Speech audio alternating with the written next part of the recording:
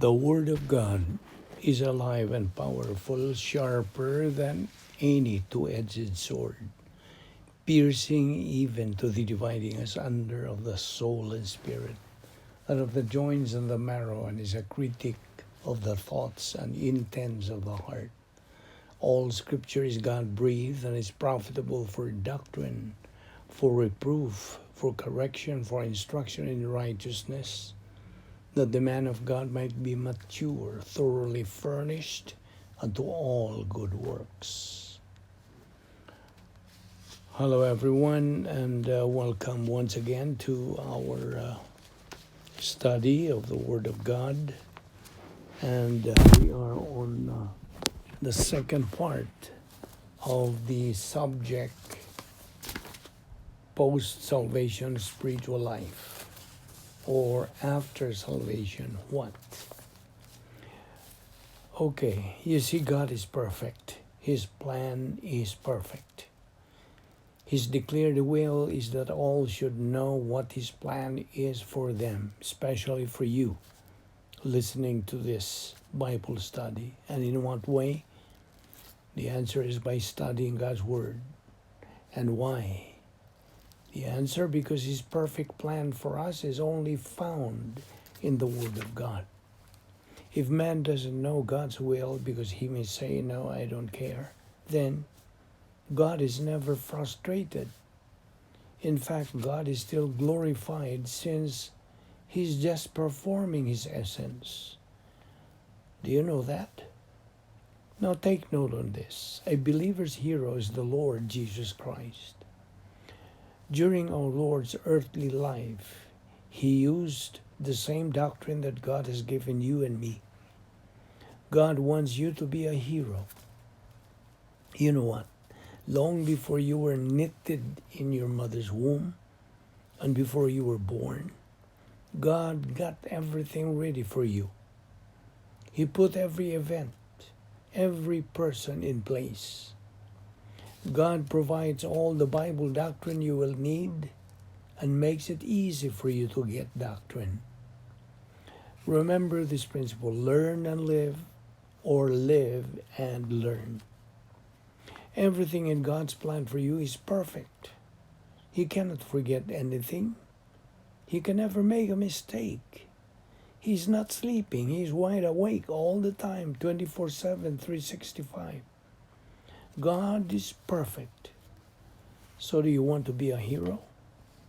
Can you afford to miss a single thing God has for you? Well, that's your choice. Use your volition, free will. Now here's another question for you. How well do you know the God of the Bible? You see, this is a very important question, because the better we know God, the better we will know ourselves, the better we will understand what life is all about. Besides, we will also experience great joy while we grow up spiritually. To learn God's holiness is to realize our own sinfulness.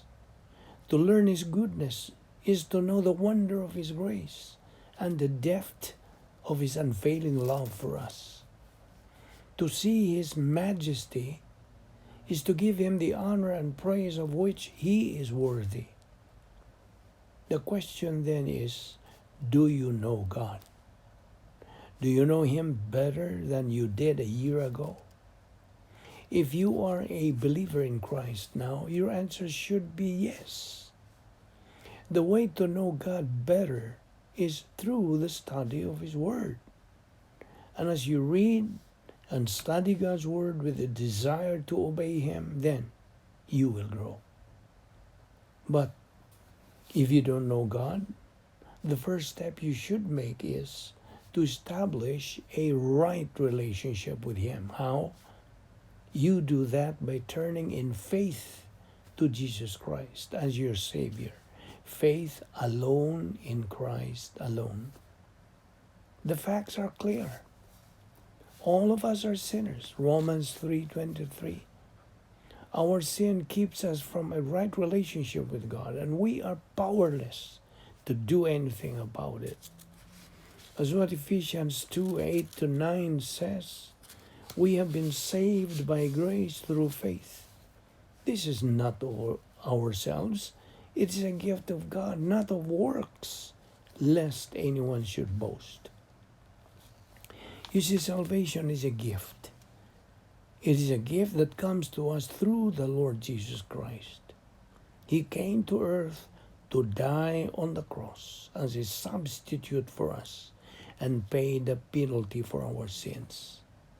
Now, our responsibility is to trust in Him. Receive the Lord Jesus Christ as your Savior right at this instant. If you do that, you will have taken the first and most important step in knowing God. Now you have just stepped into the protocol plan of God, which we describe as the great adventure. The protocol plan of God is the best and the highest. It runs every person's life, and in fact, no one can escape from it. The nature of God's plan is, it is a problem identifier, a problem anticipator, a problem preventer, and a problem solver. Furthermore, the protocol plan of God is described as a right thing done in a wrong way is wrong. A wrong thing done in a right way is wrong. A wrong thing done in a wrong way is still wrong.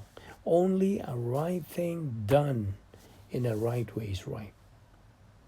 So I repeat, the protocol plan of God revolves every individual person's life, both believers and unbelievers.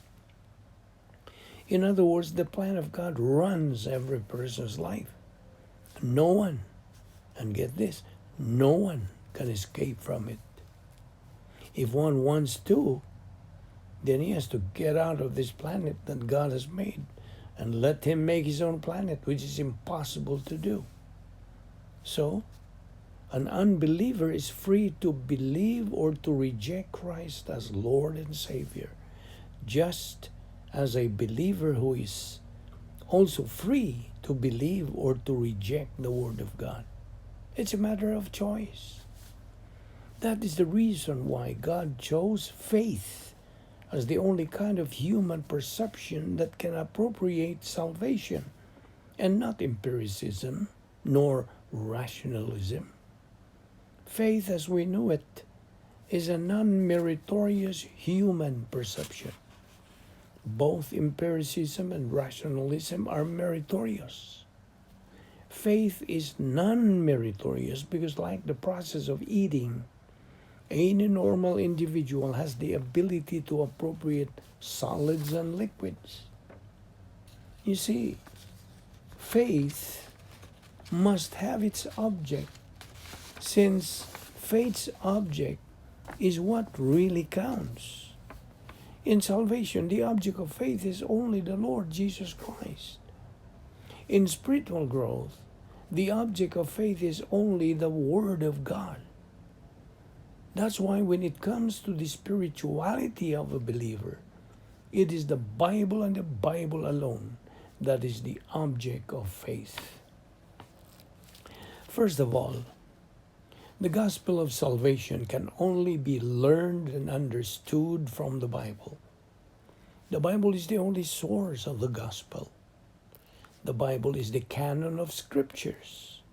The canon of scriptures is a rule, a standard, a measuring rod, which is God's perfect measurement.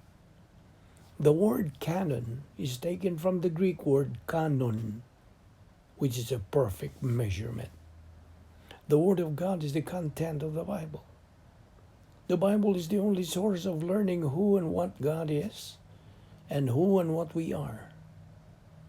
Matthew 4:4, Deuteronomy 8:3, and Luke 4:4 says, "Man does not live by bread alone, but by every word that proceedeth from the mouth of God." The Bible is the only source of knowing salvation. You shall know the truth, and the truth shall make you free. John 8:32. It is a lamp unto my feet and a light unto my path. Psalm 119, verse 105. It is alive and powerful, sharper than any two-edged sword, etc. Hebrews 4:12. It is the mind of Christ. 1 Corinthians 2:16, Philippians 2:5. It is God's love letter to man. It is the source of real happiness, plus H. It is immutable and eternal. Heaven and earth shall pass away, but my word will never pass away. Mark 13:31. It is where we find God's perfect assurance. He prepares a place, a home for us believers in heaven. John 14:2-3. It is the divine viewpoint. The believer is commanded to have divine viewpoint in life. 2 Corinthians 10:4-5. The only thing a believer can bring to heaven when he goes there. The Bible gives the believer the discerning power and perspicacity in distinguishing false from truth. It is the thesaurus, meaning information on everything and anything that man needs to know about. The Bible informs us all about God, who and what He is, about His plan for our respective lives, and how to be able to have a true relationship with Him, and how to become a winner in life. The Bible contains God's inerrant, infallible word. The Bible is no respecter of person, no respecter of age, and does not return to Him empty or void without accomplishing what God desires. Isaiah 55:11. As one Bible scholar said, the Bible is our one sure guide in an unsure world. Ignorance of the Bible is ignorance of Christ.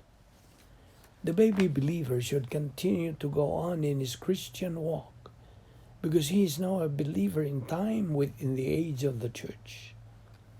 The age of the church was established by God Himself after Pentecost. Every person born into the family of God by believing in the Lord Jesus Christ as Savior automatically becomes a church. The word church in Greek is ekklesia, which means the called out ones or set apart group of people redeemed by the precious blood of Christ.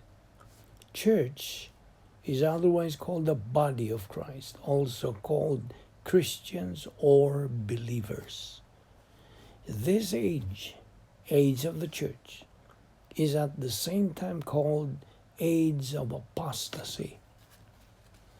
It is otherwise called age of apostasy because this is the age where most people are negative towards God and the Word of God.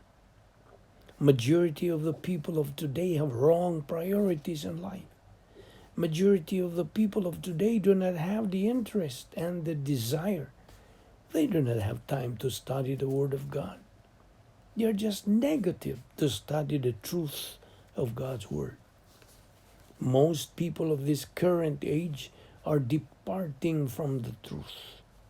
That is where we get the Greek word apostasia, which is a combination of two Greek words, apo, which means apart from, and stasia, which means to stand. Therefore, most people nowadays are said to be standing apart from the truth. However, this age of the church, is also called the age of equal privileges and equal opportunities. The privileges and opportunities that are available in this current age are overwhelming due to the fact that God Himself is offering the tremendous assets that every believer can acquire through the divine system of gap or grace apparatus for perception. Hence, every born-again person in this age is rightfully addressed as a believer in time. As a believer in time, he is a potential winner in life as he avails of God's fantastic divine system of the following assets: the completed canon of scriptures, which is the Bible, the omnipotence of God the Holy Spirit, the divine plan for the church, the right pastor-teacher, the privacy of the priesthood, the logistical grace support, and the spiritual freedom inside the operational divine danosphere. Furthermore, God provides the believer his 10 problem-solving devices, which are the following: rebound, 1 John 1:9, filling of the Holy Spirit, faith rest drill, grace orientation, doctrinal orientation, personal love for God the Father, sharing the happiness of God, or plus H, impersonal love for all mankind, personal sense of destiny, and occupation with Christ. Now, God desires all believers to build their edification complex of the soul, or ECS, grace orientation, mastery of the details of life, relaxed mental attitude, 3 categories of love: love for God the Father, love for all mankind, love for right man, right woman, and sharing the happiness of God. Every believer is mandated by God to make God's word his number 1 priority in life, and God will do the rest. A believer is mandated to be aware of the following: that he, the believer, be in the right place at the right time with the right attitude. That he should be boiling hot towards Bible doctrine, as Revelation 3:15-16 say. Awareness of Operation APE. APE, appropriation, perception, and expansion of Bible doctrine. He should have his eyes on acquisition of maximum amount of reward by laying up treasures in heaven. Matthew 6:19-21. Awareness of the description of the Christian way of life, that it is a supernatural way of life, and as such it requires a supernatural way of execution.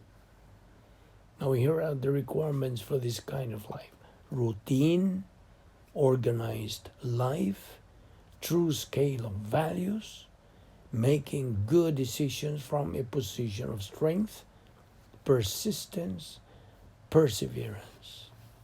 Awareness that the believer himself will give an account to God. Romans 14:12. Awareness that God is the author of winners. 1 Corinthians 15:57. Awareness that God is his only protection in life and no one else. Psalm 27:1-8. Awareness that once the believer becomes a problem solver, God-oriented, occupied with Christ, sensible, reasonable, normal person, rational and virtuous, then he is declared a winner believer. Awareness of the 7 declared wills of God. God's declared will that all will be saved. 2 Peter 3:9. God is not willing that anyone should perish, but that all should come to repentance. 1 Timothy 2:4. God wants all men to be saved and to come to a knowledge of the truth. Jeremiah 29:13. If you truly seek me, you will find me. Second, God's declared will that all believers be sanctified. Actually, there are 3 kinds of sanctification: positional, experiential, and ultimate. Now, of course, the third is God's declared will all believers be controlled by the Holy Spirit. And then the next, God's declared will all believers give thanks in everything. The next is God's declared will all believers trust in the Lord. God's declared will that all believers suffer. God's declared will that all believers be productive. No. Of course, there are more points in the doctrine of salvation which every believer should be guided with, like salvation is grace. Noah was preaching the gospel for 120 years. Genesis 6:3. During Noah's time, people were negative, recalcitrant towards the gospel. The ark that he built, as per God's instruction, was a picture of the Lord Jesus Christ, the Savior. The Lord Jesus Christ is the door. He who enters in through that door will be saved. John 10:9. An unbeliever is a spiritually blind person, and worse, a spiritually dead person. Have you seen a blind person? The Lord Jesus Christ said, receive your sight. Your faith has healed you. Luke 18:42. Father, we thank you for these things that we have studied today. May God, the Holy Spirit, make this clearer and more lucid so we can use them in our daily life as your children. Thank you for our Bible study through the YouTube of the Vic Balbido Evangelistic Ministry. All this we ask in Christ's name. Amen.